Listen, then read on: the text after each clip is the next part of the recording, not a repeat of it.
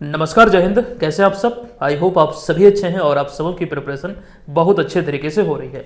दोस्तों, हमारी एक सीरीज चलती है मंथली करंट अफेयर्स की। एक्चुअली बिहार स्पेशल की सीरीज है और इसके तहत आज की इस क्लास में हम अप्रैल 2025 माह के प्रश्नों को, जो महत्वपूर्ण खबर है जहां से एग्जाम में प्रश्न एराइज हो सकते हैं, वो तमाम चीजें आपके समक्ष हम रखने वाले हैं। इस क्लास को पूरा अंत तक देखिएगा, बहुत मजा यहां पर आने वाला है। अच्छा, जितने भी प्रश्न आपके समक्ष आएंगे उनसे संबंधित पूरी की पूरी विस्तृत जानकारी यानी कि संबंधित तथ्य भी आपको हम बतलाते चलेंगे, ताकि बेहतर तरीके से आपकी प्रिपरेशन हो और साथ साथ आपका रिवीजन भी होता रहे। ध्यान रखिए, आज की इस वीडियो में अप्रैल 2025 से संबंधित बिहार स्पेशल के जो महत्वपूर्ण प्रश्न है उसका संग्रह आपके बीच हमने किया है। आपको यहां पर एक बार पुनः दोहरा दूं, ये सीरीज जो है बिहार स्पेशल की मंथली करंट अफेयर्स की, ये बिहार में आयोजित होने वाले आपके सभी एग्जाम की दृष्टिकोण से महत्वपूर्ण है। चाहे आप 71वीं बीपीएससी प्रीलिम्स की प्रिपरेशन में है या फिर BPSC TRE, Bihar SI, Bihar SSC, Bihar police constable आदि किसी भी एग्जाम की, ये आपको बहुत हेल्प करेगा। वीडियो की हम शुरुआत करें उससे पहले आपको एक महत्वपूर्ण जानकारी दे दूं। बहुत लोग ये डिमांड करते हैं कि सर इसका पीडीएफ फाइल हमें चाहिए। एक्चुअली यही वो करंट अफेयर्स का कोर्स है जिसके तहत एक्चुअली ये जो कोर्स है आपको बीएम ऑनलाइन लर्निंग एप्लीकेशन पे मिलेगा। इस कोर्स में जो करंट अफेयर्स का जो मंथली हमारा पीडीएफ आता है, जो मंथली ई बुक होता है, वो दो फॉर्मेट में आपको उपलब्ध कराया जाता है। एक तो पहला पीडीएफ होता है जिसमें बिहार, राष्ट्रीय, अंतर्राष्ट्रीय तीनों घटनाओं का संग्रह होता है। आप उसे प्रिंट कर सकते हैं, चीजें बहुत अच्छे तरीके से उसमें दी गई होती है। जो एक्चुअली हमारी डेली करंट अफेयर्स की क्लास चलती है उसी का एक संग्रह होता है, उसको आप प्रिंट भी कर सकते हैं। दूसरा पीडीएफ होता है बिहार स्पेशल का, जो रीडिंग पर्पज से हम आपको देते हैं। जैसे यहाँ पर जो चीजें अभी आपको दिखेगा, एक्चुअली आप बोल सकते हैं वो एक बोर्ड पीडीएफ होता है। उसके माध्यम से अपनी प्रिपरेशन को आप अच्छी तरीके से अलग ऊंचाई पर ले जा सकते हैं, एक नेक्स्ट लेवल पर ले जा सकते हैं। अच्छा, यहाँ पर आपको एक दूसरा पीडीएफ ये मिलता है, जैसे कि मान लीजिए अभी मई के बाद जून आएगा, जून जैसे संपन्न होता है तो 6 माह वाला जो पीडीएफ होगा बिहार स्पेशल का, वो भी आपको इसी कोर्स में मिल जाएगा। तो कहने का तात्पर्य यह है कि ये वो कोर्स है जिसके माध्यम से आप बिहार में आयोजित होने वाले सभी एग्जाम की प्रिपरेशन यहां से कर सकते हैं। आपके पास एक सुनहरा अवसर है, नए अभ्यर्थी जो ज्वाइन करना चाहते हैं, एक कूपन कोड अप्लाई कीजिएगा NEW यानी कि न्यू। यहां पर आप जब ज्वाइन करेंगे तो एडिशनल डिस्काउंट आपको देखने को मिलेगा। अच्छा, आपको बता दूं, इससे संबंधित जो महत्वपूर्ण बेनिफिट है इस कोर्स के, आप यहां पर देख सकते हैं। अच्छा, जरूरी बात यहां पर एक यह भी है, आपको मैं पुनः बता दूं, ये कोर्स के माध्यम से एक्चुअली जो पीडीएफ को लेकर हम बात कर रहे थे ऑलरेडी इसमें डाला जा चुका है। जो लोग इसे ज्वाइन किए हुए हैं तो आप दोनों पीडीएफ को जाके वहां से डाउनलोड कर सकते हैं। मंथली करंट अफेयर्स सेक्शन में जाइएगा, 2025 को सिलेक्ट कीजिएगा, वहां पर वीडियो वाले सेक्शन में एक कॉलम होगा पीडीएफ का, आप वहां से इसको डाउनलोड करके प्रिंट कर सकते हैं। चलिए, अब यहां पर हम सेशन की शुरुआत करते हैं। अच्छा, एक जानकारी और, कोई हेल्प चाहिए जो मतलब नए अभ्यर्थी से ज्वाइन करेंगे तो हेल्पलाइन नंबर पर आप चाहें तो कॉल करके भी जो क्वेरी होगी वो पूछ सकते हैं। चलिए, अब यहां पर आते हैं आज के सेशन में पहले प्रश्न पे। पूरे वीडियो को मैं दोहरा रहा हूं, पूरे वीडियो को ध्यानपूर्वक देखिए, एकदम आपका समय बर्बाद नहीं होगा। बहुत सारी चीजें यहां से आप सीखेंगे और जाते जाते आप कमेंट बॉक्स में कमेंट करते जाएंगे। अगर आप यूट्यूब पे इस वीडियो को देख रहे हैं तो कमेंट करके हमें बताइएगा कि ये वीडियो से आपको सचमुच हेल्प मिली है या फिर नहीं। ठीक है, चलिए क्लास को हम शुरू यहां पर कर रहे हैं। पहला प्रश्न है कि पटना विश्वविद्यालय छात्र संघ चुनाव के इतिहास में पहली बार महिला उम्मीदवारों ने जीत हासिल की है। बताएं कि पटना विश्वविद्यालय का या फिर पटना विश्वविद्यालय, यहाँ पर मिसटाइपिंग है, ये किस कंपनी का फैक्ट्री था जो 1632 में स्थापित किया गया था। बहुत इंपॉर्टेंट ये प्रश्न है एक्चुअली अभी इस वजह से खबरों में, क्योंकि पटना विश्वविद्यालय के या फिर पटना विश्वविद्यालय के चुनाव संघ के इतिहास में पिछले 107 वर्षों में ये पहली बार है जब यहाँ पर महिला उम्मीदवारों ने जीत हासिल की है। तो ये तो एक करंट अफेयर्स का प्रश्न है, इसी से हमने यहाँ पर रिलेट करते हुए एक प्रश्न आपके बीच रखा है।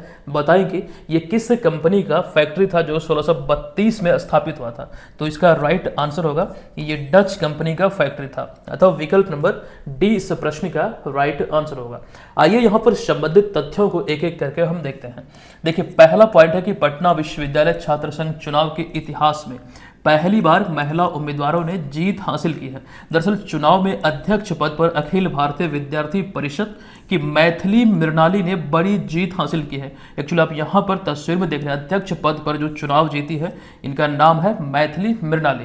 अच्छा, पिछले 107 साल के इतिहास की बात करें पटना विश्वविद्यालय की, तो ये पहली बार है जब कोई महिला उम्मीदवार या फिर महिला अध्यक्ष पद पर चुनाव जीती है। इसके अतिरिक्त महासचिव पद पर सलोनी राज और कोषाध्यक्ष पद पर सौम्या श्रीवास्तव ने जीत दर्ज की है। तो एक बड़ी उपलब्धि है और मोस्ट इंपॉर्टेंट ये पॉइंट है, आपको ध्यान रखना, एग्जाम में पूछा जा सकता है।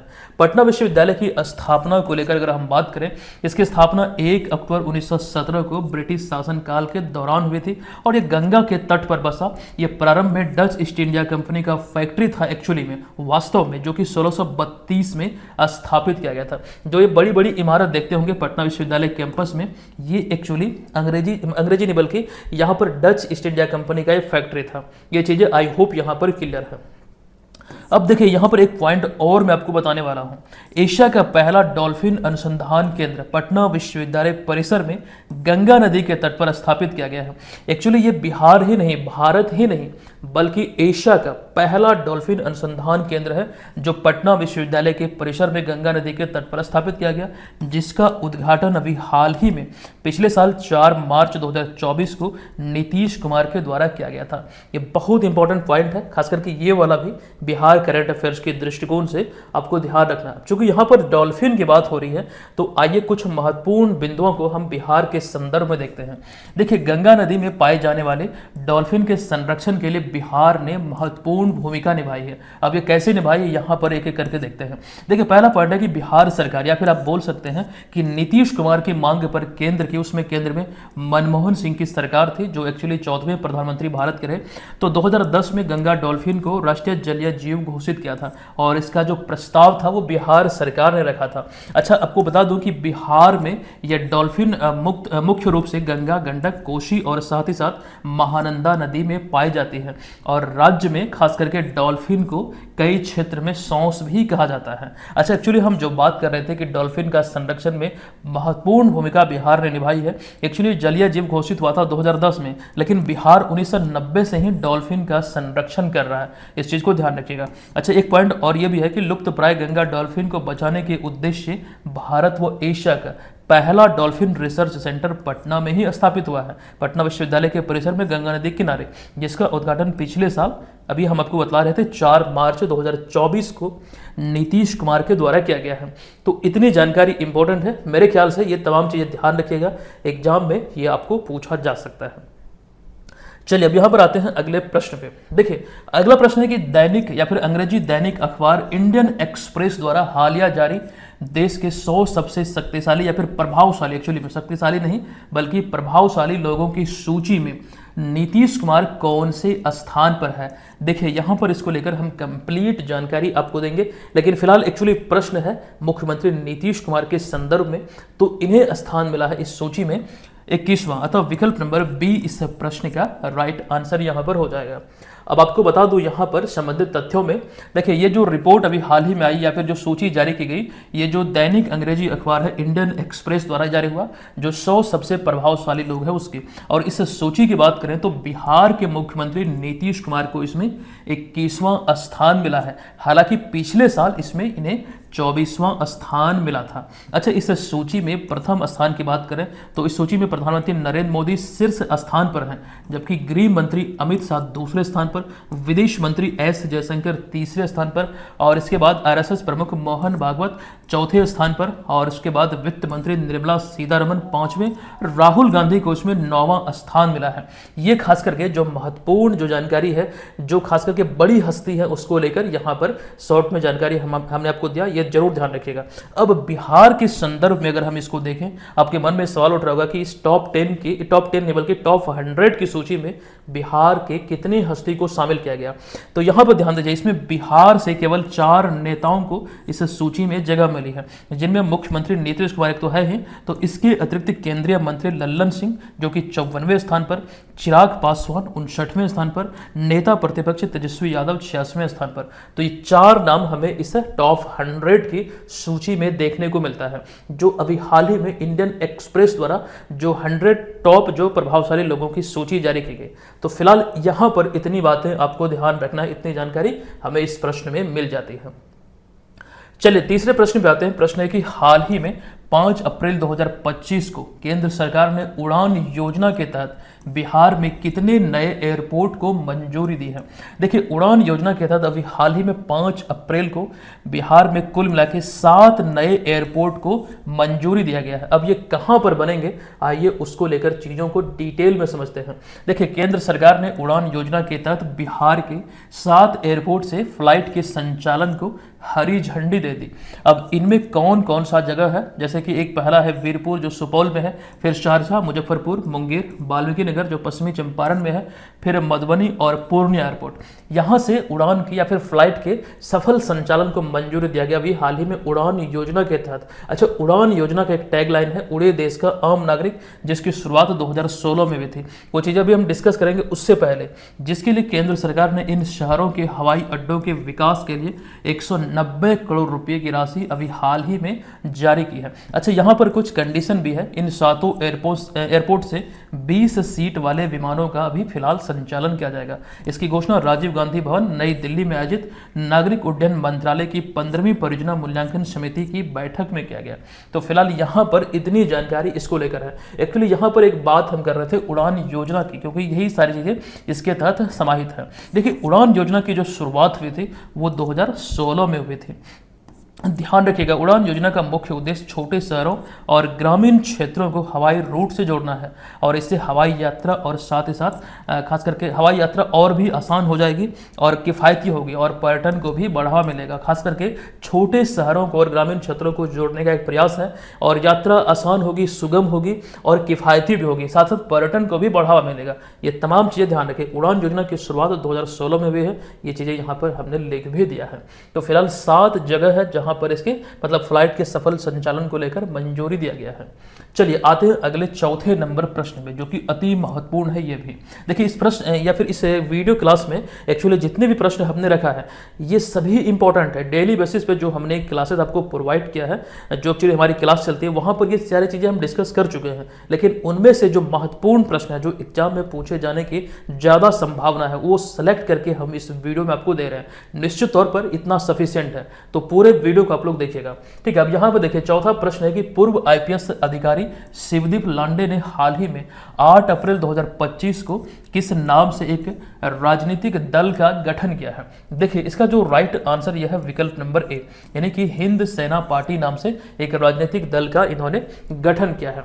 आइए संबंधित तथ्यों को देखते हैं। देखिए मशहूर पूर्व आईपीएस अधिकारी शिवदीप लांडे ने हाल ही में 8 अप्रैल 2025 को अपनी राजनीतिक पारी की शुरुआत की। दरअसल उन्होंने 2025 विधानसभा चुनाव से पहले अपनी एक राजनीतिक पार्टी जिसका नाम क्या है, हिंद सेना पार्टी, इसके गठन की घोषणा की। दरअसल इसकी घोषणा जो मतलब इन्होंने की है, इसको लेकर पटना में प्रेस कॉन्फ्रेंस के माध्यम से इन्होंने मतलब जानकारी दी है। अच्छा, इस पार्टी का जो राजनीतिक चिन्ह है ये त्रिपुंड है।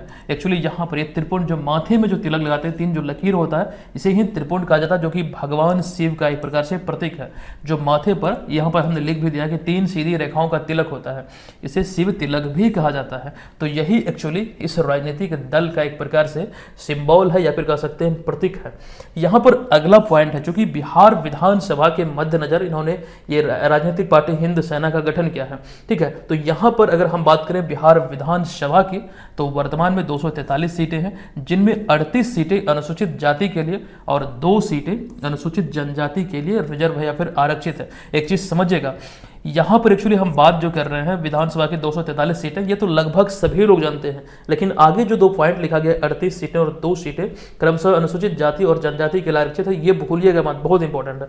तो घोषणा के अनुसार हिंद सेना पार्टी सभी 243 सीटों पर चुनाव लड़ेगी।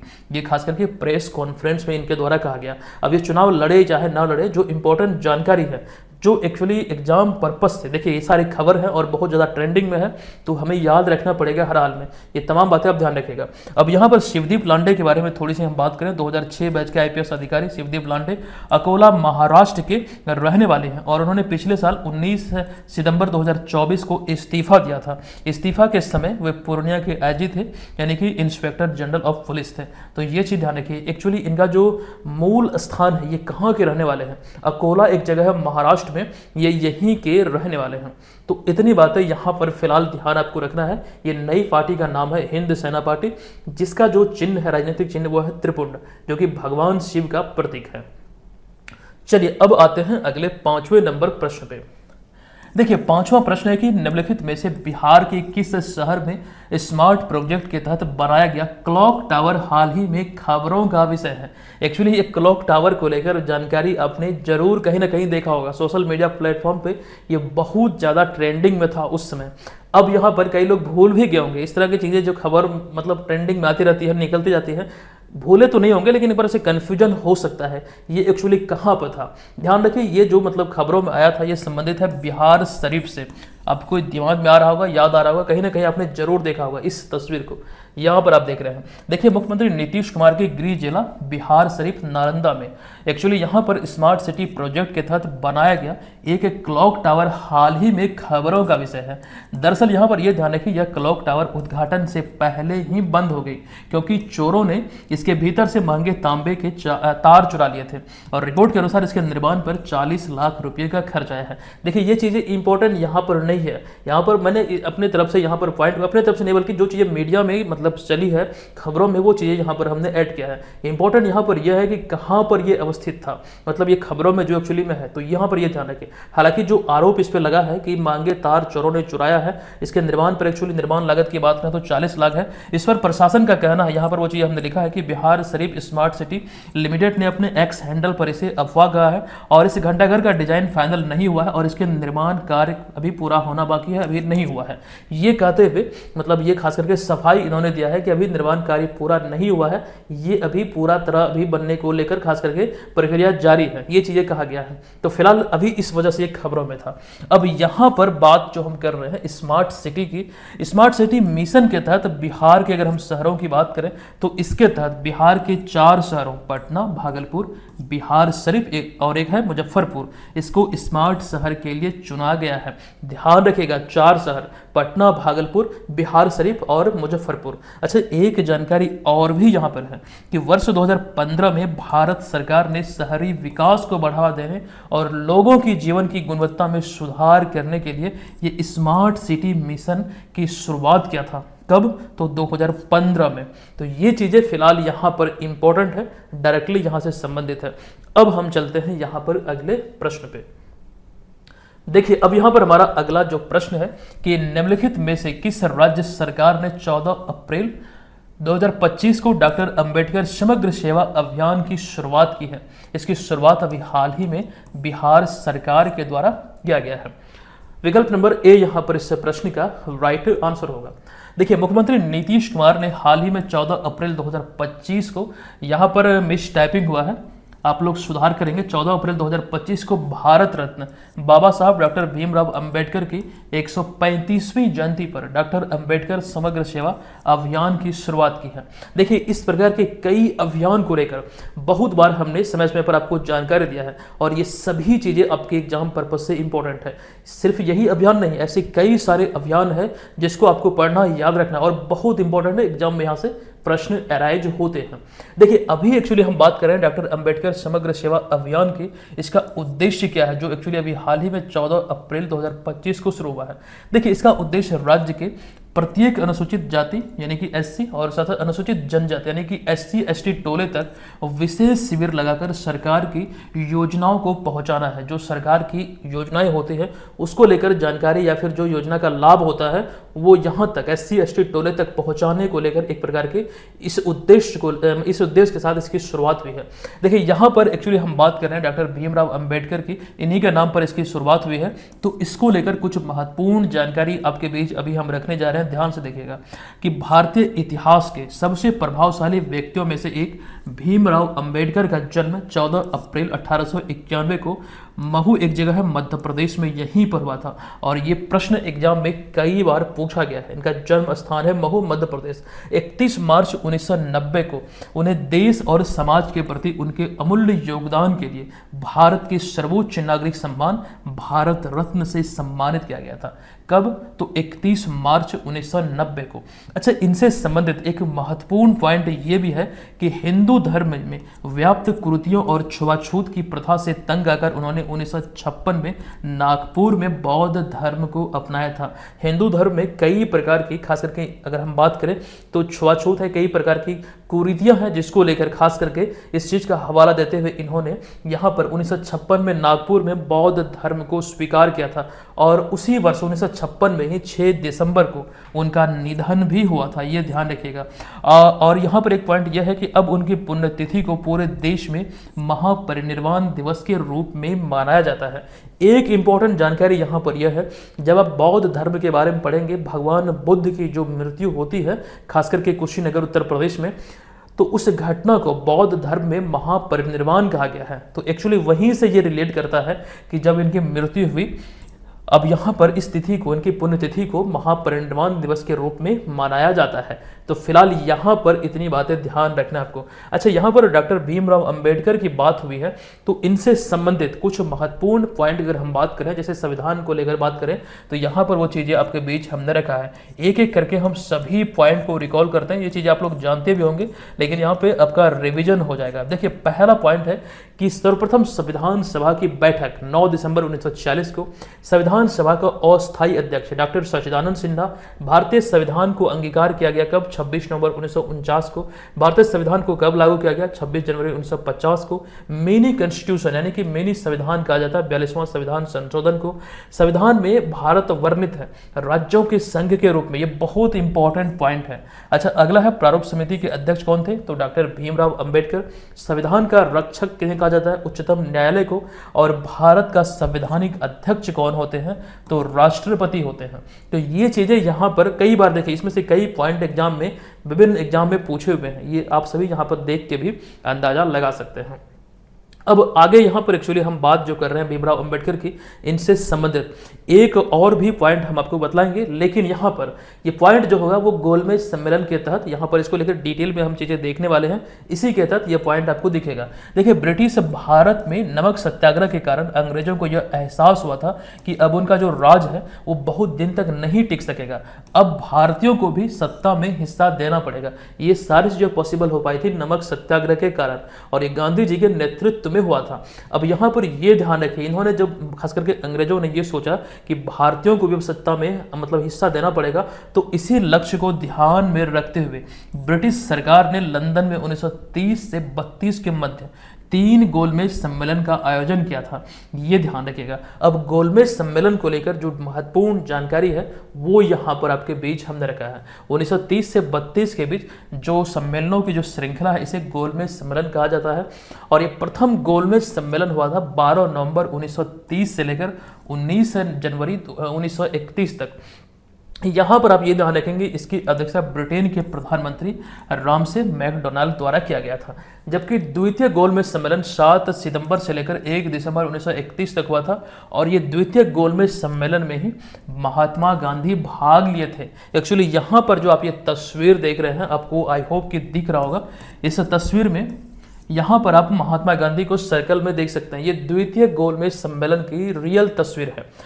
अब यहाँ पर अगला है तृतीय गोलमेज सम्मेलन, जो कि 17 नवंबर से लेकर 24 दिसंबर 1932 तक आयोजित हुआ था। अब तृतीय गोलमेज सम्मेलन से एक पॉइंट ये ध्यान आप लोग रखेंगे कि इसी सम्मेलन में एक कॉलेज छात्र चौधरी रहमत अली ने पाकिस्तान शब्द का प्रयोग किया था, और ये भी पॉइंट एग्जाम में पूछा हुआ है। आप लोग तो जानते हैं कि पाकिस्तान शब्द का प्रयोग चौधरी रहमत अली ने किया था, ये लगभग लोग जानते हैं, एकदम रटा हुआ है, लेकिन ये कहाँ एक्चुअली खबरों में आया था? यहाँ पर इसी गोलमेज सम्मेलन में, जो तृतीय गोलमेज सम्मेलन की हम बात कर रहे हैं। देखिए, गोलमेज सम्मेलन से संबंधित जो परीक्षा उपयोगी तथ्य हैं, इसके अतिरिक्त यहाँ पर एक एक करके देखिए। प्रथम गोलमेज सम्मेलन की शुरुआत हुई थी इस तिथि को 12 नवंबर 1930 को लंदन में, और इसमें कांग्रेस ने भाग नहीं लिया था। कहने का सेंस यहाँ पर यह है कि कांग्रेस की किसी भी प्रतिनिधि ने प्रथम गोलमेज सम्मेलन में भाग नहीं लिया था, इनकार किया था, लेकिन कांग्रेस की तरफ से दूसरे मतलब सम्मेलन में महात्मा गांधी भाग लिए थे। यहाँ पर देखिए दूसरा पॉइंट यहाँ पर है कि गांधी इरविन समझौता था 1931 के पश्चात, यानी गांधी एवेन समझौता जो 1931 को हुआ था, एक्चुअली 5 मार्च 1931 को हुआ था। इसके पश्चात कांग्रेस ने द्वितीय गोलमेज सम्मेलन में भाग लिया और कांग्रेस की ओर से गांधी जी ये दूसरे सम्मेलन में भाग लिए थे। अच्छा, अगला पॉइंट है कि गांधी जी जब द्वितीय गोलमेज सम्मेलन में भाग लेने के लिए लंदन गए थे, तब वो वहां पर किंग्सले हॉल में ठहरे थे, वहां निवास किए थे, वहीं पर वो रहे थे। अगला यहाँ पर पॉइंट है कि डॉक्टर भीमराव अंबेडकर भारत की तरफ से तीनों गोलमेज सम्मेलन में भाग लिए थे, और यही एक्चुअली हम आपको बताना चाह रहे थे। ये पहले या फिर एकमात्र ऐसे शख्स थे जो तीनों गोलमेज सम्मेलन में भाग लिए थे। अच्छा, अगला पॉइंट है कि द्वितीय गोलमेज सम्मेलन में कांग्रेस के एक प्रतिनिधि के रूप में भाग लेने वाले महात्मा गांधी ये थे, जो कि मुंबई से लंदन SS राजपुताना नामक पानी के जहाज से गए थे। तो ये महत्वपूर्ण जानकारी खास करके गोलमेज सम्मेलन से जो एग्जाम में पूछे जा सकते हैं, या फिर इन्हीं में से कई सारे प्रश्न कई बार पूछे गए हैं। तो फिलहाल इतनी जानकारी यहाँ पर सफिशिएंट है। हम आते हैं अगले 7वें नंबर प्रश्न पे। देखिए, हाल ही में 15 अप्रैल 2025 को जारी इंडिया जस्टिस रिपोर्ट 2025 के अनुसार बिहार को बड़े और मध्यम आकार के राज्यों में समग्र रूप से कौन सा स्थान मिला है? इंडिया जस्टिस रिपोर्ट 2025 की बात करें तो बिहार को बड़े और मध्यम आकार के राज्यों में समग्र रूप से 13वां स्थान मिला है। अतः विकल्प नंबर ए यहां पर इस प्रश्न का राइट आंसर हो जाएगा। देखिए, पिछले 24 माह के यानी कि 2 साल के कठिन शोध के बाद हाल ही में 15 अप्रैल 2025 को इंडिया जस्टिस रिपोर्ट 2025 जारी किया गया, और यह इस रिपोर्ट का 4था संस्करण है, यानी कि 4th एडिशन है। रिपोर्ट के अनुसार कर्नाटक पिछले साल की तरह, यानी कि जब ये जारी हुआ था, इसमें पिछले साल की तरह ये शीर्ष पर रहा है। यानी कि इंडिया जस्टिस रिपोर्ट में अगर हम देखें जो अभी हाल ही में आया है, इसमें कर्नाटक अव्वल रहा है, जबकि आंध्र प्रदेश पिछले साल या फिर पिछले 5वें स्थान से दूसरे स्थान पर, जबकि तेलंगाना तीसरे स्थान पर पहुंच चुका है या फिर रहा है।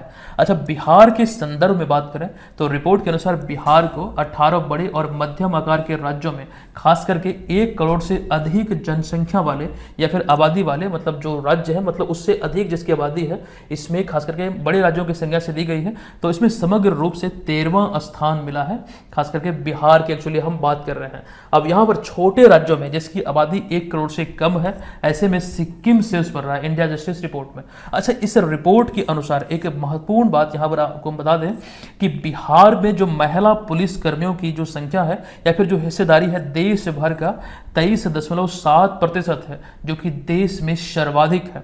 टाटा ट्रस्ट द्वारा 2019 में पहली बार इंडिया जस्टिस रिपोर्ट ये पेश किया गया था, और तब भी इस बात का जिक्र हुआ था कि बिहार में सबसे अधिक महिला पुलिसकर्मी है।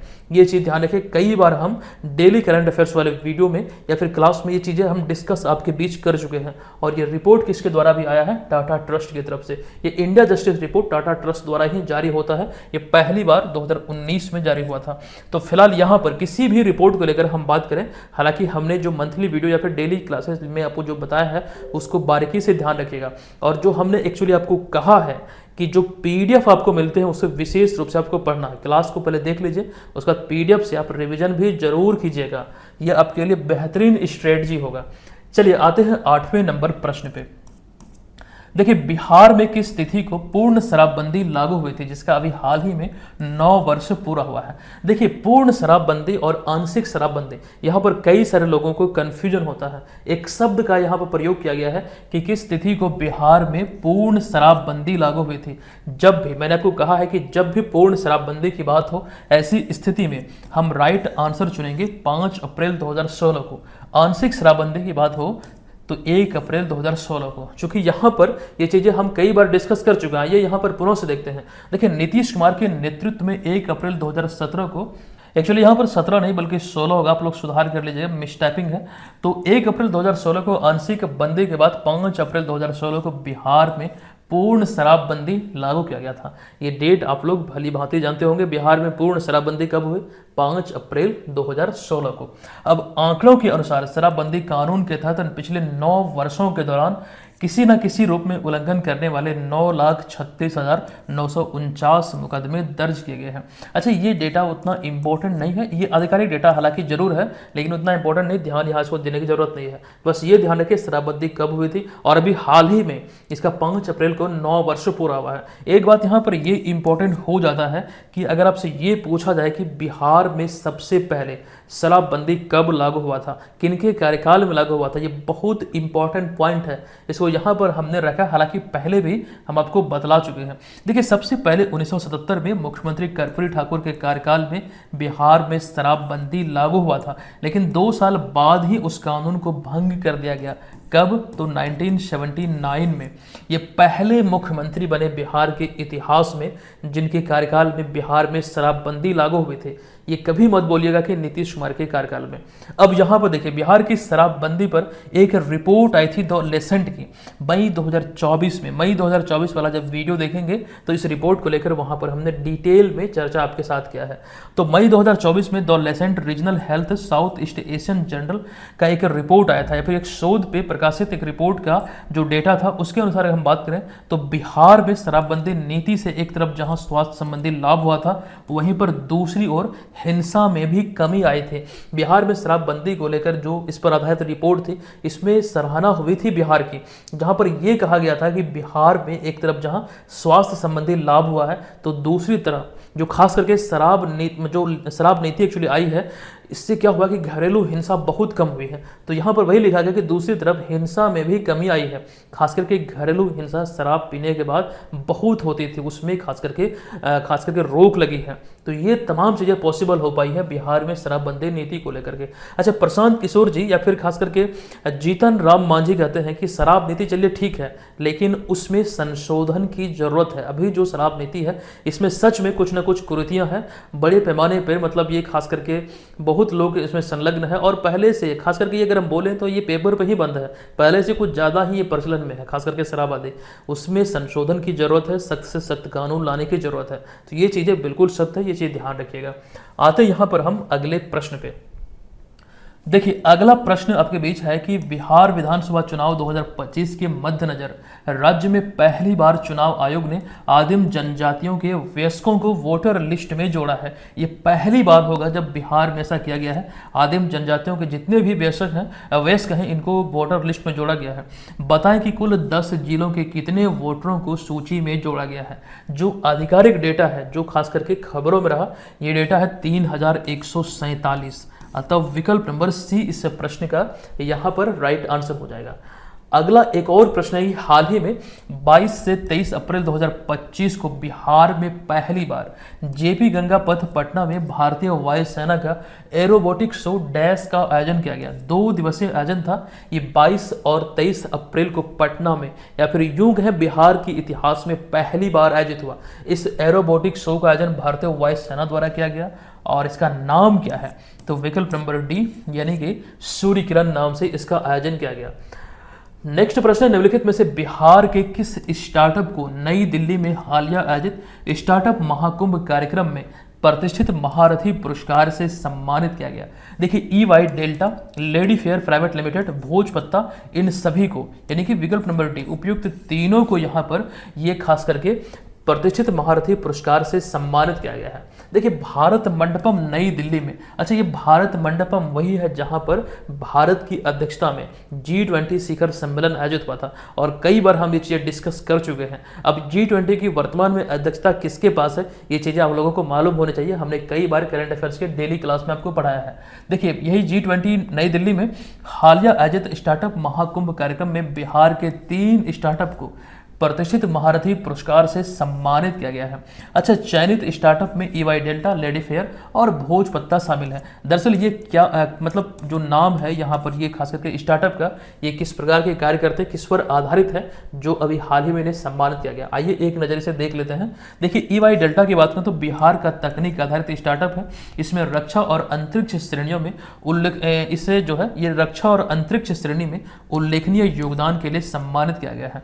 जबकि वहीं पर पर इसकी बात हम करें lady fair beauty concept private limited की, तो उसके अद्वितीय सौंदर्य आधारित व्यवसाय मॉडल के लिए जो उसका बिजनेस मॉडल है इस कंपनी का, इस कैटेगरी में इसे सम्मान मिला है। अच्छा, इसकी शुरुआत 2019 में ऋषि कुमार रंजन जो सीतामढ़ी के इनके द्वारा किया गया। अच्छा, अगला है भोजपत्ता एग्रीप्रेन्योर प्राइवेट लिमिटेड। ये कृषि आधारित स्टार्टअप है जिसकी स्थापना 2021 में हुई थी। इन तीनों को यहाँ पर प्रतिष्ठित महारथी पुरस्कार से यहाँ पर सम्मानित किया गया स्टार्टअप महाकुंभ कार्यक्रम में। कहाँ पर? नई दिल्ली भारत मंडपम में। चलिए अगला प्रश्न काफी इंपॉर्टेंट है कि हाल ही में बिहार और झारखंड के मनरेगा मजदूरों के लिए कितनी राशि दैनिक मजदूरी के रूप में निर्धारित किया गया है। बहुत इंपॉर्टेंट प्रश्न है। अच्छा, इस बार जो राशि निर्धारित है ये 255 रुपये है। पिछले साल आई थिंक 244 था, वो चीज़ें हमने आपको बतलाया था। अभी हाल ही में जो घोषणा इसमें बढ़ोतरी करते हुए 255 किया गया है। ये चीज़ें यहाँ पर आपके बीच है कि बिहार और झारखंड में मनरेगा मजदूरों में या फिर मनरेगा मजदूरी में जो दैनिक मजदूरी इसमें पिछले साल की तुलना में 4.08% की वृद्धि की गई है। देखिए पिछले साल इन दोनों राज्यों में किसी मनरेगा मजदूर के लिए जो दैनिक मजदूरी थी वो 245 रुपये थी, एक्चुअली में 245 रुपये। इसे संशोधित कर इसे 255 रुपये किया गया है। अच्छा, कुछ जानकारियों में सबसे अधिक की बात करें तो हरियाणा में सबसे अधिक मजदूरी 400 रुपया प्रतिदिन, अरुणाचल प्रदेश और नागालैंड में सबसे कम 241 रुपया प्रतिदिन किसी भी मनरेगा मजदूर की दैनिक मजदूरी है। ये ध्यान रखिएगा। अच्छा, अगला पॉइंट है कि इस वर्ष मनरेगा मजदूरी दर में राज्यवार 2.33% से 7.48% तक वृद्धि किया गया है। जो खास करके सभी राज्यों के दृष्टिकोण से देखें, जो वृद्धि का जो मतलब खास करके अवधि रहा वो 2.33 से लेकर के 7.48% तक इसमें इजाफा देखने को मिला है। बिहार में कितना हुआ है? तो 4.08% बिहार और झारखंड में। देखिए मनरेगा को लेकर कई बार पूछा जाता है कि इसकी शुरुआत कब हुई थी और किन के नाम पर ये रखा गया था और यहाँ पर कई सारी चीज़ें कहाँ से शुरू हुई थी, वो चीज़ें आपको याद रखना पड़ेगा। हालांकि है बहुत कॉमन, जैसे कि मनरेगा की बात करें तो इसका पूरा नाम महात्मा गांधी राष्ट्रीय रोजगार गारंटी योजना है। 2009 में या फिर जो 2009 से पहले जो था इसका नाम नरेगा था। 2009 में दरअसल 2 अक्टूबर को इसका नाम को परिवर्तित किया गया था। यहाँ पर वो चीज़ें हमने लिखा है। दरअसल नरेगा योजना को 2 अक्टूबर 2005 को पारित किया गया था और हालांकि भारत में इसकी शुरुआत जो हुआ था सबसे पहले ये 2 फरवरी 2006 को आंध्र प्रदेश में एक जिला है अनंतपुर, यहाँ पर हमने लिखा है जिला नहीं बल्कि बांदावली जिले में एक जगह अनंतपुर, यहाँ पर ये अनंतपुर गांव में यहीं से इसकी शुरुआत हुई थी। जिला का नाम है बांदावली, ठीक है, ये चीज़ ध्यान रखें। आंध्र प्रदेश के अनंतपुर गांव से इसकी शुरुआत हुई थी और उस समय केंद्र में खास करके कांग्रेस सरकार थी। ये चीज़ ध्यान आप लोग रखेंगे। अब यहाँ पर आगे बढ़ते हैं, जैसे वही सारी चीज़ यहाँ पर लिखी गई है कि मनमोहन सिंह की सरकार में इनके कार्यकाल में 2 फरवरी 2006 को ये आंध्र प्रदेश के अनंतपुर से शुरू किया गया था, जिसे बाद में 2 अक्टूबर 2009 को महात्मा गांधी राष्ट्रीय ग्रामीण रोजगार गारंटी अधिनियम यानी कि मनरेगा कर दिया। नरेगा योजना से इसका नाम इसमें महात्मा गांधी शब्द जोड़ते हुए मनरेगा किया गया। यहाँ पर अगर हम बात करें मनरेगा की तो ये भारत में लागू एक रोजगार गारंटी योजना है जो कि प्रत्येक वित्तीय वर्ष में 100 दिन का रोजगार उपलब्ध कराती है। ये चीजें यहाँ पर ध्यान रखेंगे, ठीक है। मनरेगा में काम जो होता है वो खास करके गांव देहात आदि में जो खास करके सड़क आदि का कार्य होता है और बहुत प्रकार की चीज़ें होती हैं वो संचालित होती है। देखिए यहाँ पर अगर आप लोग भी नहीं पढ़ेंगे तो इस प्रकार का काम आपको करना पड़ सकता है। प्रिपरेशन का स्तर को बेहतर बनाइए और बेहतर बनाने की दिशा में टेस्ट सीरीज बहुत अहम रोल प्ले करेगा। देखिए वीडियो में यहाँ पर थोड़ा आपका समय लेंगे हम यहाँ। अगर आप घर बैठे 71वीं बीपीएससी एग्जाम की प्रिपरेशन में लगे हैं तो बीएम ऑनलाइन लर्निंग एप्लीकेशन पे ये कोर्स संचालित हो रहा है। आपको बता दूं इस कोर्स की कुछ विशेषताओं के बारे में। अच्छा, जो लोग ऑलरेडी ज्वाइन किए हुए हैं थोड़ा सा क्लास को स्किप कर लीजिए। यहाँ पर आपको बता दूं इस कोर्स में हम आपको 71वीं बीपीएससी एग्जाम के लिए तमाम स्टडी मटेरियल नोट्स आदि देने वाले हैं, जिसमें सिलेबस आधारित नोट्स होंगे। करंट अफेयर्स का पूरा पैकेज इसमें आपको मिल जाएगा अलग से। जो आपको करंट अफेयर्स का कोर्स हमने अभी जानकारी दिया था वीडियो के शुरुआत में, उसे लेने की जरूरत नहीं, इसी में आपको तमाम चीज़ें मिल जाएगा। अभी रिसेंटली इसमें टेस्ट सीरीज लॉन्च हुआ है 71वीं बीपीएससी के लिए ये तमाम चीज़ें खास करके इसके माध्यम से आप प्राप्त कर पाएंगे। घर बैठे आपकी तैयारी का सही तरीके से आकलन हो पाएगा, आप ये जान पाएंगे कि प्रिपरेशन का स्तर क्या है। ये सभी चीज़ें एकदम नॉमिनल सा चार्ज पर आपके लिए उपलब्ध है। आप अपनी तैयारी को बेहतर करने की दिशा में इस कोर्स को ज्वाइन कर सकते हैं, जो कि हजारों लोग इसको ज्वाइन कर चुके हैं। कोई भी जानकारी चाहिए इस कोर्स को लेकर, कोई भी डाउट है, आप इस हेल्पलाइन नंबर पे हमसे संपर्क कर सकते हैं। अच्छा, इस कोर्स में अभी इस समय एक छूट है, आपके लिए डिस्काउंट है। जब भी आप इस कोर्स को ज्वाइन करेंगे तो एक कूपन कोड अप्लाई कीजिएगा, वेलकम। यहाँ पर आपको जो एक्चुअल फी है 399, इसमें आपको डिस्काउंट मिल जाएगा। चलिए अब आते हैं हम यहाँ पर अगले प्रश्न पे। देखिए, हालिया जारी राजकोषीय स्वास्थ्य सूचकांक यानी कि फिजिकल हेल्थ इंडेक्स 2025 में बिहार कितना स्कोर के साथ कौन से स्थान पर है। कोई भी इंडेक्स हो वो बहुत इंपॉर्टेंट होता है। यहाँ पर बात करें राजकोषीय स्वास्थ्य सूचकांक की, इसमें बिहार 13वें स्थान पर है और बिहार का समग्र स्कोर कितना रहा, 27.8। अब आपको यहाँ पर बता दूं कि नीति आयोग द्वारा ये अभी हाल ही में जारी किया गया था। तो नीति आयोग द्वारा जारी राजकोषीय स्वास्थ्य सूचकांक पहल का उद्देश्य भारत में राज्यों के राजकोषीय स्वास्थ्य के बारे में समझ को बढ़ाना है। अच्छा, इस सूचकांक में भारत के 18 राज्यों को शामिल किया गया। उड़ीसा इस सूचकांक में शीर्ष पर रहा है, यानी कि अव्वल रहा है, ये ध्यान रखिए। उसके बाद छत्तीसगढ़, गोवा, झारखंड और गुजरात का स्थान है। देखिए, उड़ीसा का स्कोर की अगर हम बात करें, एक्चुअली उड़ीसा शीर्ष पर रहा, इसमें स्कोर उड़ीसा का रहा 67.8। और आपको ध्यान रखना है कि इसके साथ ही ये राजकोषीय स्वास्थ्य सूचकांक में शीर्ष पर रहा है। दरअसल अभी हम बात कर रहे थे, उसके बाद छत्तीसगढ़, गोवा, झारखंड और गुजरात था।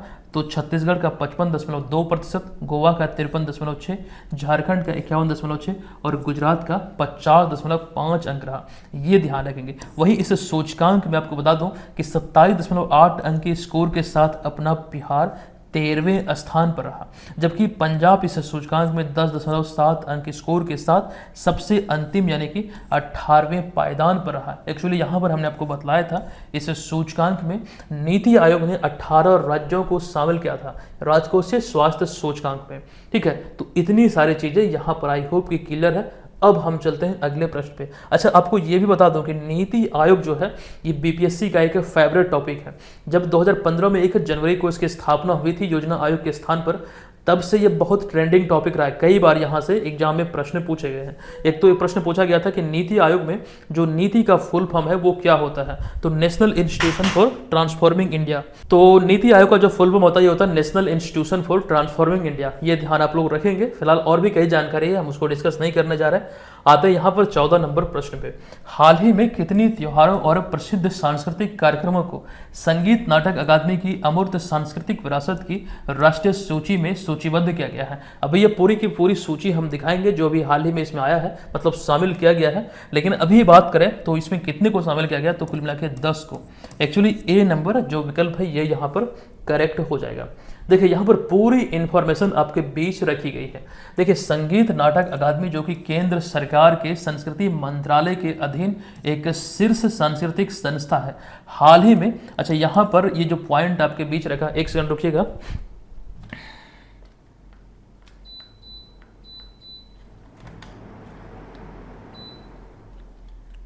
हाँ, देखिए, अभी हम बात कर रहे हैं संगीत नाटक अकादमी जो केंद्र सरकार के संस्कृति मंत्रालय के अधीन एक शीर्ष सांस्कृतिक संस्था है। दरअसल हाल ही में पूरी रथ यात्रा और कटक बाली यात्रा सहित देश भर के कुल 10 त्योहारों और प्रसिद्ध सांस्कृतिक कार्यक्रमों को ये संगीत नाटक अकादमी की ये अमूर्त सांस्कृतिक विरासत की राष्ट्रीय सूची में सूचीबद्ध किया गया है। एक्चुअली यहाँ पर कुल मिला के बात करें तो 10 त्योहार या फिर जो प्रसिद्ध सांस्कृतिक कार्यक्रम है पूरे भारत में, उसकी सूची एक्चुअली यहाँ पर आप देख रहे हैं।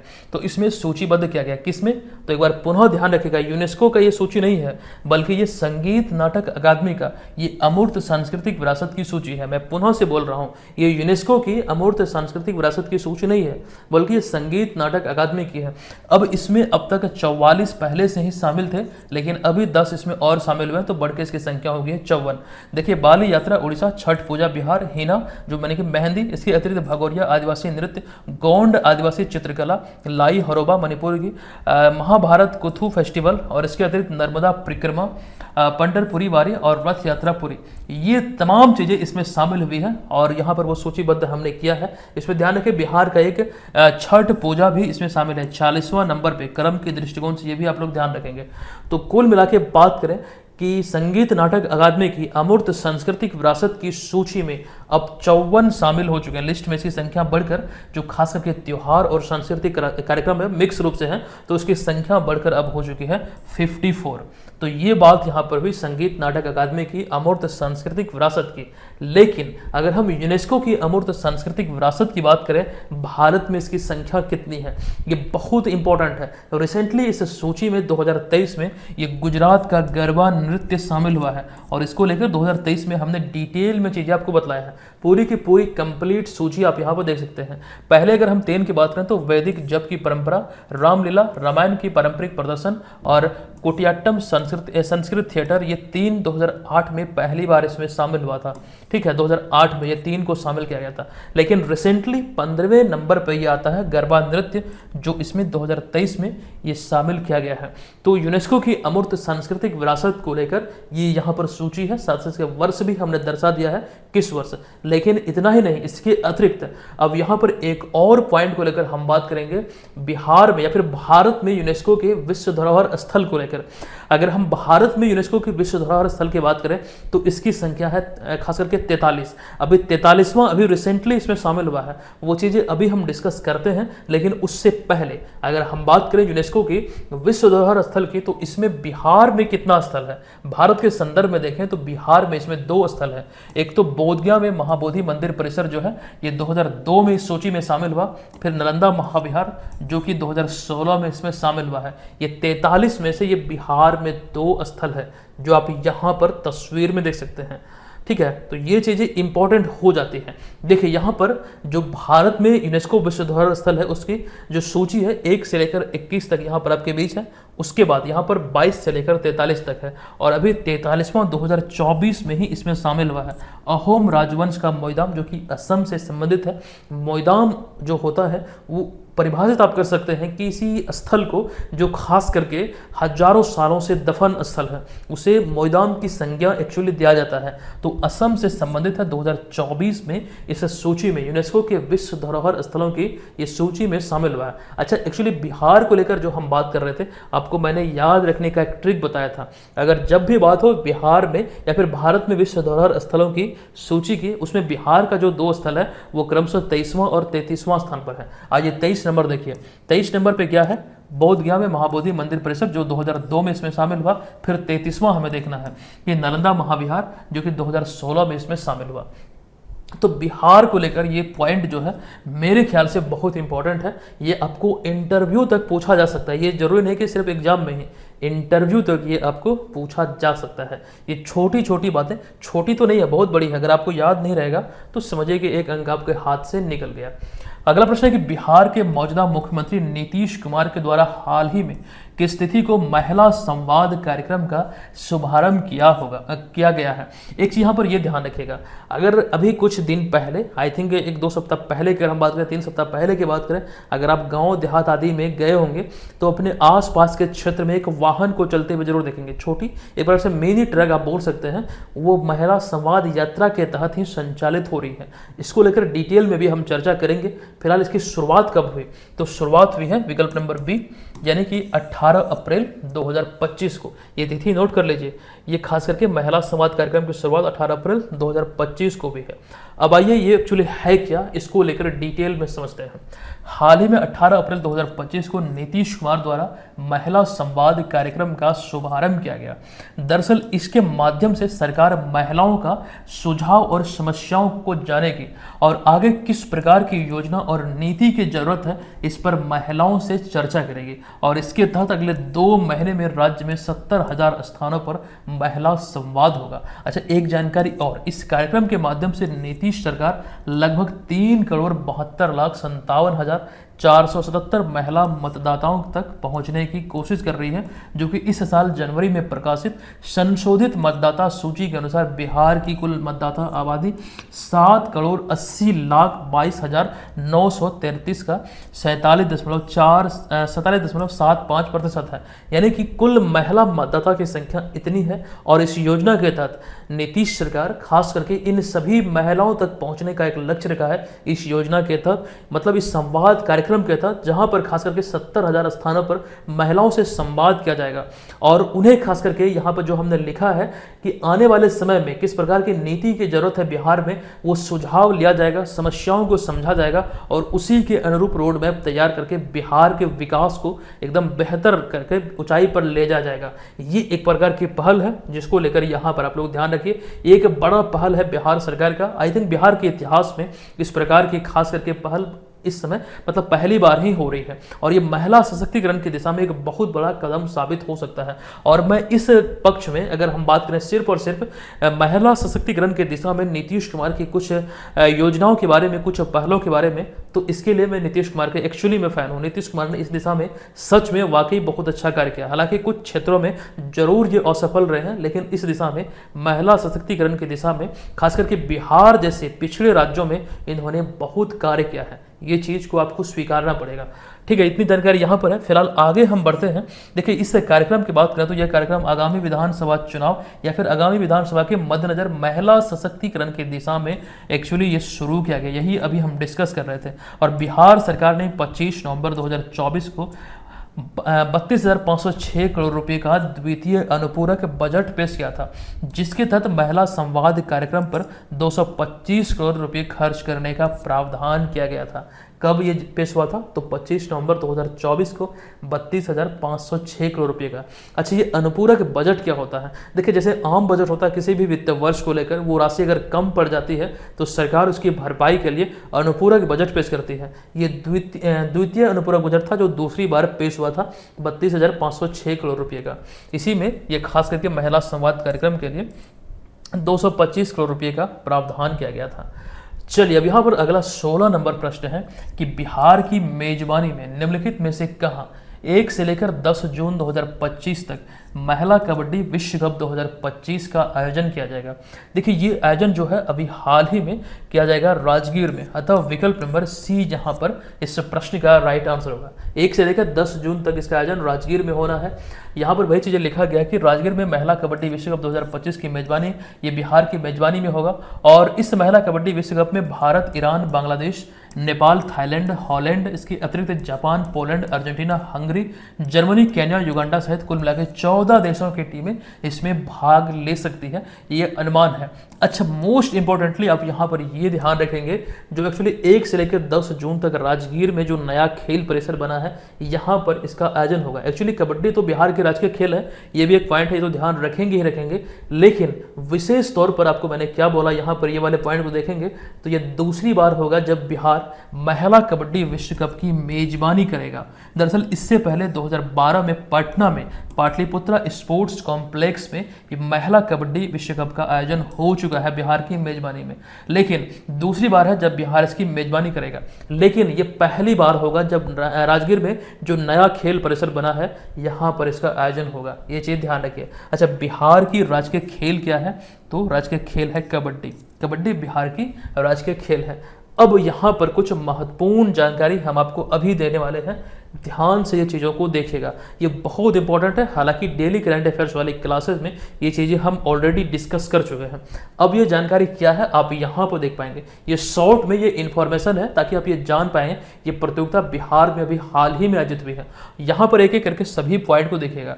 देखिए, पहला है 11 से लेकर 20 नवंबर 2024 तक राजगीर में 8वां एशियन महिला हॉकी चैंपियंस ट्रॉफी 2024 का आयोजन किया गया था। ये इसका 8वां संस्करण संस्करण था एशियन महिला हॉकी चैंपियंस ट्रॉफी का, जिसका शुभंकर गुड़िया जो कि राजकीय पक्षी गोरैया से प्रेरित है। एक्चुअली यहाँ पर आप इसे देख रहे हैं, इसका चोंच को आप देख के अंदाजा लगा सकते हैं कि गोरैया की तरह ये चोंच है, और ये इसी से यानी कि जो राजकीय पक्षी गोरैया है इसी से ये प्रेरित है, जिसका नाम दिया गया शुभंकर का गुड़िया। अच्छा, ये खास करके गोरैया की बात हो रही है। बिहार की राजकीय पक्षी प्रत्येक वर्ष 20 मार्च को विश्व गोरैया दिवस मनाया जाता है। 2025 में जो विश्व गोरैया दिवस मनाया गया है, इसका थीम बहुत इंपॉर्टेंट है। इसके 2025 की अगर हम थीम की बात करें तो tribute to nature's tiny messenger, ये 2025 का इसका निर्धारित थीम है। अच्छा, अगली प्रतियोगिता है यहाँ पर। अच्छा, ये तो ध्यान रखिए पहली बार है जब इसका आयोजन बिहार की मेजबानी में हुआ। अगला है कि 20 से 25 मार्च 2025 तक पाटलिपुत्रा स्पोर्ट्स कॉम्प्लेक्स पटना में सेपक टकरा विश्व कप का आयोजन किया गया, विश्व कप चैंपियनशिप का, जिसका शुभंकर भीम था जो कि पशु गौर बाइसन से प्रेरित है। ये शुभंकर को आप यहाँ पर देख रहे हैं, और ये भी पहली बार था जो बिहार के मेजबानी में आयोजित किया गया है। अच्छा, अगली प्रतियोगिता है बिहार की मेजबानी में पहली बार 4 से लेकर 15 मई 2025 तक 5 जिला जिसमें पटना, नालंदा, गया, बेगूसराय तथा भागलपुर में खेलो इंडिया यूथ गेम्स का आयोजन किया गया, और ये खेलो इंडिया यूथ गेम्स का 7वां संस्करण था। ये भी आपको यहाँ पर ध्यान रखना है। कौन सा संस्करण था? 7वां संस्करण, जिसका शुभंकर क्या है तो गज सिंह, जो कि हाथी की शक्ति और शेर के दिल का ये प्रतीक है, यहाँ पर आप देख सकते हैं। अब आइए, यहाँ पर एक्चुअली बात हो रही है खेलो इंडिया यूथ गेम्स की।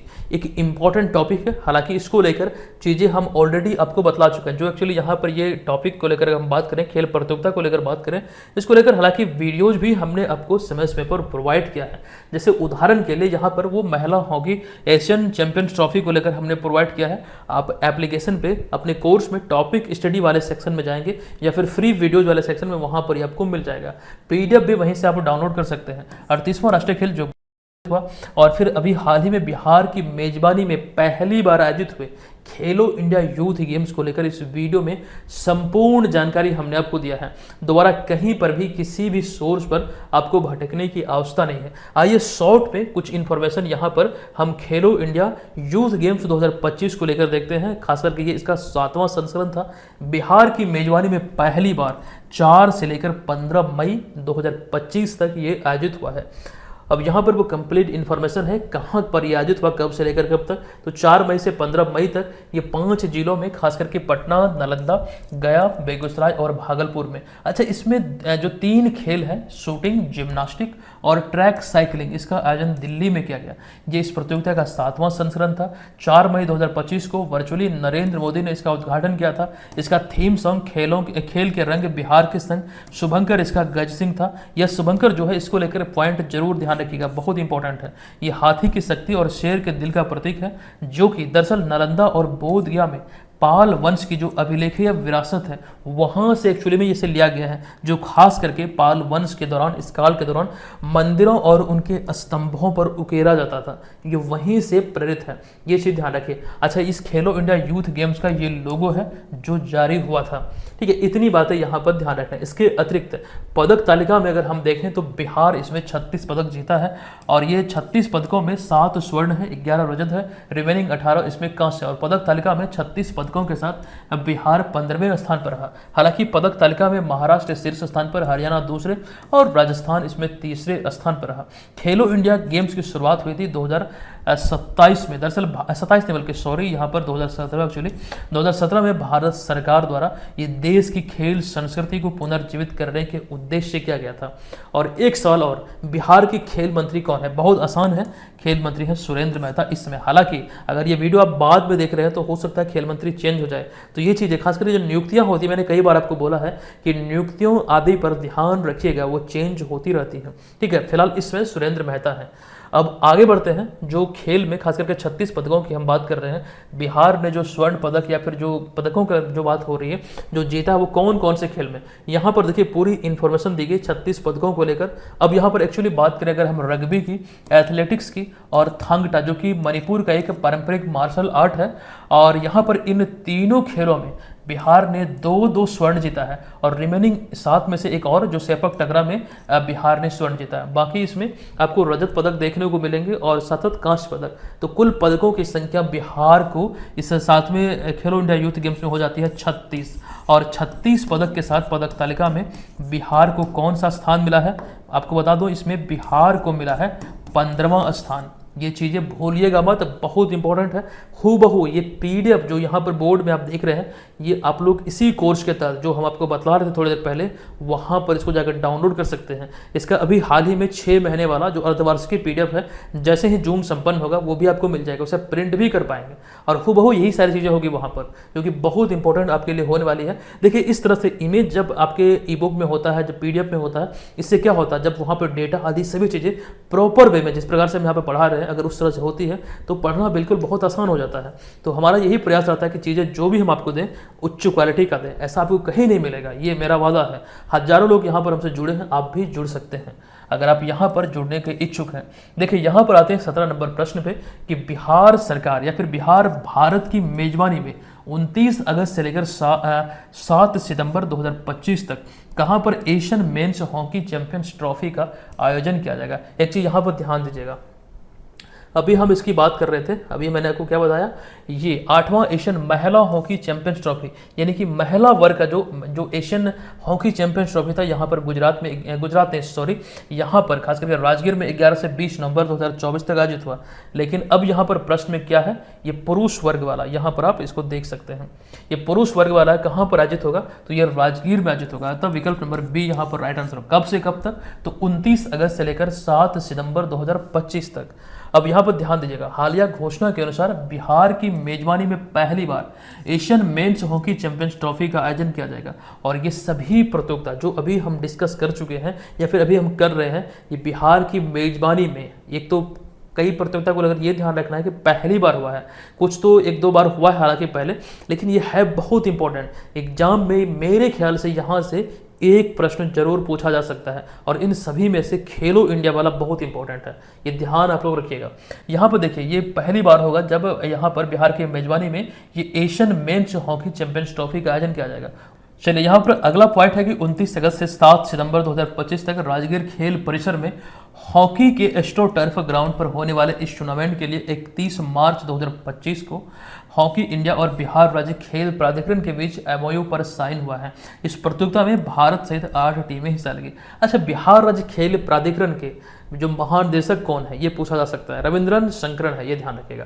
इस प्रतियोगिता में 8 टीमें भाग लेगी। प्रतियोगिता का सबसे अच्छा, अब तक की बात करें यहाँ पर Asian men's hockey champions trophy की, इस प्रतियोगिता की दरअसल तो यहाँ पर सबसे सफल टीम है दक्षिण कोरिया, जो कि 5 बार इस खिताब को अपने नाम कर चुका है। वहीं पर इंडिया और पाकिस्तान, यानी कि भारत और पाकिस्तान 3 बार यह खिताब को जीता है। तो ये यहाँ पर आपको ध्यान रखना है। अच्छा, पिछले साल 11 से, अच्छा वही जानकारी यहाँ पर लिखा गया है कि राजगीर में महिला एशियन हॉकी चैंपियंस ट्रॉफी 2024 में भारतीय महिला हॉकी टीम ने चीन को 1-0 से हराकर तीसरी बार यह खिताब अपने नाम किया था। और ये बहुत इंपॉर्टेंट है, वीवीआई पॉइंट में आप इसे रखेंगे। अच्छा, इस प्रतियोगिता का शुभंकर क्या था? शुभंकर गुड़िया, जो कि बिहार की राजकीय पक्षी गौरैया से प्रेरित है। अभी थोड़ी देर पहले ही इसको लेकर हम डिस्कस कर चुके थे, मतलब कर रहे थे अभी थोड़ी देर पहले। ठीक है, इतनी बातें ध्यान रखिए। अब हम आते हैं अगले प्रश्न पे। देखिए, हाल ही में गांधी मैदान पटना में पुस्तक महोत्सव का आयोजन किया गया है। बताएं कि बिहार दिवस पर इसका आयोजन किसके द्वारा किया गया है। देखिए, पुस्तक महोत्सव का जो एक्चुअली में आयोजन हुआ है बिहार दिवस पर, यहाँ पर आपको ध्यान रखना, शिक्षा मंत्रालय द्वारा इसका आयोजन हुआ है। आपको बता दूं कि इस वर्ष 2025 में बिहार का 113वां स्थापना दिवस मनाया गया है। ये चीज़ें हम पिछले मंथ वाले वीडियो में डिस्कस कर चुके हैं। अभी थोड़ा और भी हम डिटेल में जानेंगे हालांकि कुछ पॉइंट को, लेकिन उससे पहले देखिए, बिहार दिवस के अवसर पर 21 मार्च से लेकर 27 मार्च 2025 तक शिक्षा मंत्रालय भारत सरकार के राष्ट्रीय पुस्तक न्यास द्वारा गांधी मैदान में गांधी मैदान पटना में पुस्तक महोत्सव का आयोजन किया गया। एक्चुअली ये अभी आपको ध्यान रखना है, यहाँ मिस्टेक से ये प्रश्न आ चुका है। ये एक्चुअली अप्रैल महीने वाला वीडियो है, हालांकि जो जानकारी है, ये जो मतलब जो यहाँ पर प्रश्न आया है ये संबंधित है मार्च महीने से। तो एक्चुअली यहाँ पर जब आ गया है तो उसको हम डिस्कस कर ही लेते हैं। इस तिथि को यहाँ पर आयोजित हुआ और ये शिक्षा मंत्रालय के द्वारा ये यहाँ पर आयोजित हुआ था। और ये पुस्तक मेले का या फिर पुस्तक महोत्सव का जो उद्घाटन है एक्चुअली नीतीश कुमार के द्वारा यहाँ पर गांधी मैदान में किया गया। इस दौरान बिहार राज्य आपदा प्रबंधन प्राधिकरण द्वारा प्रकाशित पुस्तिका disaster risk reduction road map of Bihar तथा मुख्यमंत्री विद्यालय सुरक्षा कार्यक्रम, जो कि कक्षा 9 से 12 पर आधारित है, ये 2 पुस्तिका का यहाँ पर इस पुस्तक मेले में खास करके विमोचन भी किया गया। तो ये चीज़ें भी यहाँ पर ध्यान रखेगा। मूल रूप से जो कि हमसे पूछा भी गया था कि यहाँ पर जो खास करके आयोजन हुआ है किसके द्वारा किया गया, शिक्षा मंत्रालय द्वारा, और यहाँ पर बिहार सरकार द्वारा प्रकाशित ये खास करके 2 पुस्तिका का विमोचन भी किया गया है। अब बिहार दिवस की एक्चुअली में बात हो रही है तो इस वर्ष 2025 में बिहार का 113वां स्थापना दिवस मनाया गया है। दरअसल राज्य सरकार के द्वारा बिहार दिवस कार्यक्रम का जो आयोजन है ये 2010 से किया जा रहा है। 2010 में एक्चुअली घोषणा हुई थी, 2011 में पहली बार किया गया था। 113वां जो बिहार दिवस मनाया गया 113वां, 2025 में इसका थीम या फिर विषय क्या है, बहुत इंपॉर्टेंट, उन्नत बिहार विकसित बिहार, ये 2025 का बिहार दिवस का निर्धारित थीम है। ये चीज़ें आई होप क्लियर है। चलिए अब यहाँ पर हम चलते हैं अगले प्रश्न पे। देखिए अगला 19 नंबर प्रश्न है कि रक्षा मंत्रालय द्वारा संचालित देश के 33 सैनिक स्कूलों में से बिहार के किस सैनिक स्कूल को देश भर में पहला स्थान मिला है। ये अभी हाल ही में रिपोर्ट आई है। दरअसल ये 33 सैनिक स्कूल जो पूरे भारत में है उसमें से प्रथम स्थान मिला है सैनिक स्कूल गोपालगंज को, अतः विकल्प नंबर ए यहाँ पर इस प्रश्न का राइट आंसर यहाँ पर हो जाएगा। देखिए यहाँ पर वही चीज़ें हमने लिखा कि बिहार में जो खास करके सैनिक स्कूल गोपालगंज है इसको यहाँ पर 33 सैनिक स्कूलों में से पहला स्थान मिला है। देखिए बिहार में 2 सैनिक स्कूल इस समय कार्यरत है या फिर संचालित हो रहे हैं रक्षा मंत्रालय के तहत। एक तो सैनिक स्कूल नालंदा और सैनिक स्कूल गोपालगंज, ये दोनों 2023 में स्थापित 2003 में एक्चुअली में स्थापित किया गया था। तो ये चीज़ें यहाँ पर ध्यान रखें। अच्छा चूंकि यहाँ पर सैनिक या फिर सेना की एक्चुअली बात अगर हम करें तो वर्तमान में सेना प्रमुख आपको ध्यान रखना पड़ेगा कौन कौन है। थल सेना प्रमुख की बात करें तो जनरल उपेंद्र द्विवेदी है। वायुसेना प्रमुख की बात करें यानी कि एयर मार्शल की बात करें तो अमरप्रीत सिंह है। जबकि वहीं पर नौसेना प्रमुख यानी कि एडमिरल की बात करें तो दिनेश कुमार त्रिपाठी है। एक अगला है चीफ ऑफ डिफेंस स्टाफ जो कि जनरल अनिल चौहान है। देखिए ये एक नया पद है। पहले चीफ ऑफ डिफेंस स्टाफ यानी कि सीडीएस जो थे बिपिन रावत थे। 2021 में MI-17 V5 एक विमान था खास करके भारतीय वायुसेना का, तमिलनाडु में एक जगह है कुन्नूर, दुर्घटनाग्रस्त वहां पर हुआ था। उनकी पत्नी समेत कुल 14 लोग वहां पर मारे गए थे। उस विमान का नाम था MI-17 V5। ये भारत के पहले चीफ ऑफ डिफेंस स्टाफ थे। MI-17 V5 इस विमान का नाम था, ये ध्यान आप लोग रख लीजिएगा। अच्छा वर्तमान में भारत के द्वितीय सीडीएस यानी कि चीफ ऑफ डिफेंस स्टाफ है जनरल अनिल चौहान। चलिए अगला प्रश्न है कि बिहार स्वास्थ्य विभाग द्वारा हालिया जारी आंकड़ों के अनुसार कौन सा जिला कॉन्डोम के वितरण में राज्य में शीर्ष स्थान पर है। ये नवीनतम रिपोर्ट है। कॉन्डोम यानी हिंदी में से कहा जाता है निरोध, निरोध के वितरण में राज्य में कौन सा खास करके जिला जो है वो अव्वल है। विकल्प नंबर बी इस प्रश्न का राइट आंसर होगा। अच्छा आप लोग कमेंट करके बताइएगा कितने लोग आप में से भागलपुर के रहने वाले हैं। आप लोग कमेंट करके हमें जरूर जानकारी दीजिएगा।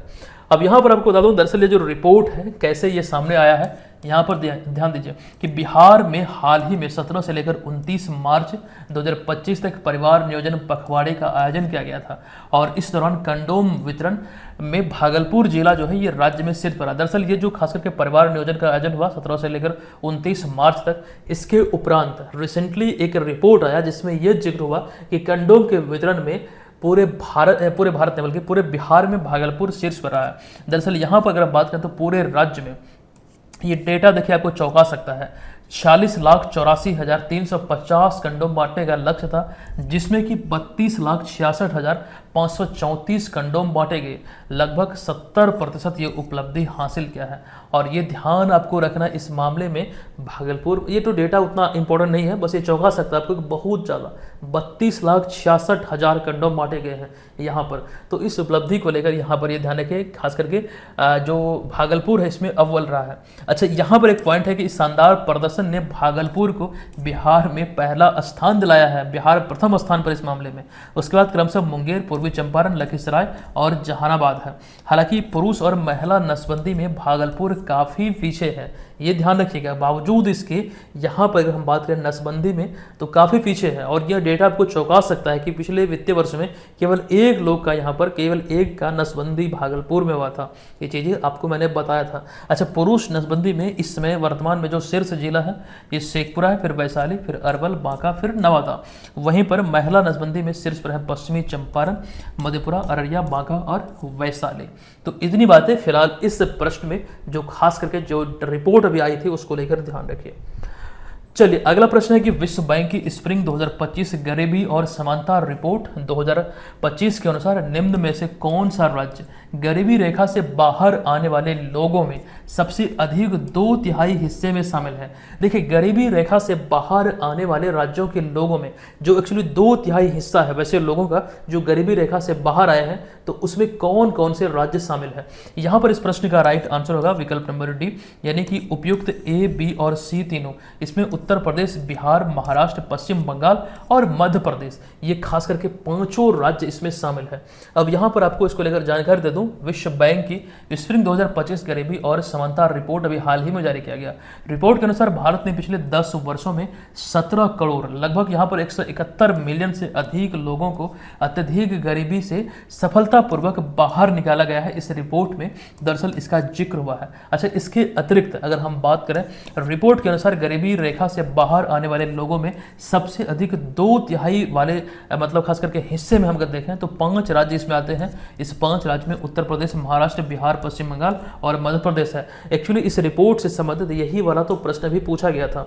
यहाँ पर ये 5 राज्यों का मतलब खास करके इसमें 2/3 हिस्से में खास करके योगदान है। अब यहाँ पर अगला पॉइंट है, रिपोर्ट के अनुसार भारत में अत्यधिक गरीबी में जो कमी जो है व्यापक आधार पर भी है, जो खास करके ग्रामीण और शहरी दोनों क्षेत्रों को कवर करती है। खास करके ग्रामीण क्षेत्रों में अत्यधिक गरीबी 11-12 जो वित्तीय वर्ष था इसमें 18.4% देखी गई थी, जो 2022-23 में घटकर महज 2.8% हो गई है। इस रिपोर्ट में जो विश्व बैंक की जो स्प्रिंग 2025 रिपोर्ट है उसमें इसका जिक्र किया गया और ये सभी डेटा आप लोग बखूबी पढ़िएगा, याद रखिएगा। अच्छा, इसके अतिरिक्त इसी अवधि में जो एक्चुअली 11-12 और 22-23 की हम बात कर रहे हैं, तो इसी अवधि में शहरों में 10.7% से घटकर यह 1.1% पर रह गई। इसके अलावा ग्रामीण शहरी गरीबी का अंतर जो है ये 7.7% अंक से घटकर महज 1.7 अंक रह गया, जो कि 11-12 और 22-23 के बीच 16% वार्षिक गिरावट को यह दर्शाता है।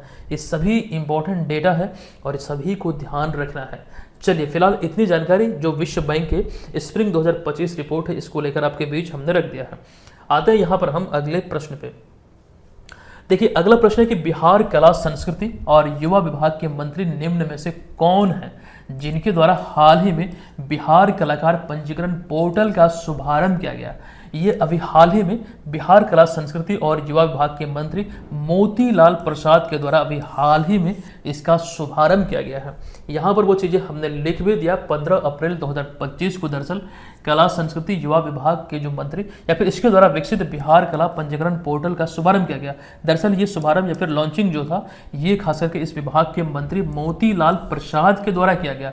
एक्चुअली यहाँ पर तस्वीर में आप देख रहे हैं यह पोर्टल की एक्चुअली अगर हम बात करें तो यह पोर्टल बिहार की समृद्ध सांस्कृतिक विरासत को संरक्षित करने और कलाकारों को राष्ट्रीय और अंतर्राष्ट्रीय स्तर पर पहचान दिलाने में महत्वपूर्ण भूमिका निभाने के लिए तैयार किया गया है। ये इस पोर्टल का लक्ष्य है, खास करके बिहार से संबंधित जो कलाकार हैं उनको एक अलग पहचान मिले राष्ट्रीय और अंतर्राष्ट्रीय स्तर पर, ये यहाँ पर इसका एक उद्देश्य है। अच्छा, यह राज्य के प्रतिभाशाली कलाकारों को पहचान दिलाने और उन्हें बढ़ावा देने के लिए एक डिजिटल प्लेटफॉर्म के रूप में कार्य करेगा। ये एक मंच प्रदान किया गया है खास करके यहाँ के प्रतिभाशाली कलाकारों को। इसके तहत प्रत्येक पंजीकृत कलाकार को एक विशिष्ट पहचान संख्या यानी एक यूनिक आईडी भी प्रदान किया जाएगा, जो कि भविष्य में सरकारी योजनाओं खास करके पुरस्कार लेने में, प्रशिक्षण आदि कार्यक्रम तथा सांस्कृतिक कार्यक्रमों में भाग लेने के लिए वो आवश्यक होगा। एक प्रकार से उनका पहचान पत्र होगा वो। तो ये चीज़ें फिलहाल इस पोर्टल के माध्यम से संचालित होगी और ये आपको ध्यान रखना 15 अप्रैल 2025 को ये खास करके अभी हाल ही में इसका शुभारंभ किया गया। अगले प्रश्न पे आते हैं। हालिया जारी एक रिपोर्ट के अनुसार भारतीय रेलवे स्टेशनों और सेवा भवनों में सौर ऊर्जा स्थापना करने के मामले में बिहार कौन से स्थान पर है? ध्यान दीजिए, इसका राइट आंसर है विकल्प नंबर ए, यानी कि बिहार इसमें 11वें स्थान पर है।